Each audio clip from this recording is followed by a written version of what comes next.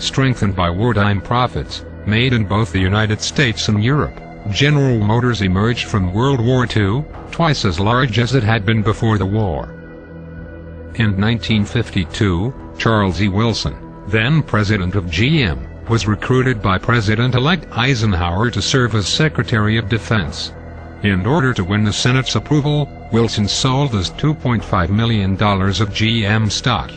However, this was a minor share of total stockholder equity that exceeded $2 billion. At that time, DuPont held a 23% interest in General Motors. A half-dozen other stockholders held smaller, but significant blocks. These other interests decided to combine their holdings into one larger estate, rather than fragment their holdings into weaker voting blocks. For simplicity, let's call this combined estate the Dowager Estate. Their intention was to deed it to a younger group of the post-World War II generation.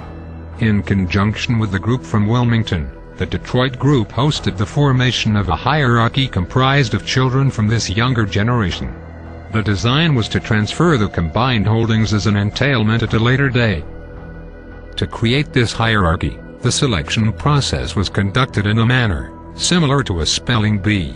Out of thousands of participants, a small group of 24 was finalized. With one parent present with each child, agreement papers were signed. I remember the event as taking place in small groups, in the glass-door conference room in downtown Detroit. At the time that the process was completed, the Dowager Estate was worth $342 million. However, more was added later. In the 1957 case of the United States versus DuPont, the Supreme Court ruled that DuPont must give up its large stock interest in General Motors.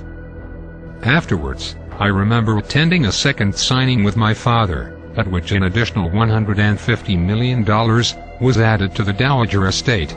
The total estate was now very large. However, it still represented only a minority interest in General Motors. What became of it? To the best of my knowledge, no one that I knew ever touched a penny of it. Some asserted that it made no sense to transfer that much wealth to a group of children.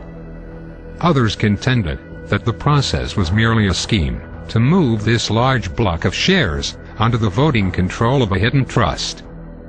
Furthermore, there are those who claim that the Dowager Estate was used as bait to identify, and then to marginalize, those children who later in life may present a threat to those with an opposing agenda. Personally, neither my father nor I fully trusted the plan. As a result, I have remained very cautious about discussing any of the details over the past half-century. However, as Chapter 13 bankruptcy has made the old General Motors stock virtually worthless, I have decided to step forward in an effort to clear up this mystery once and for all.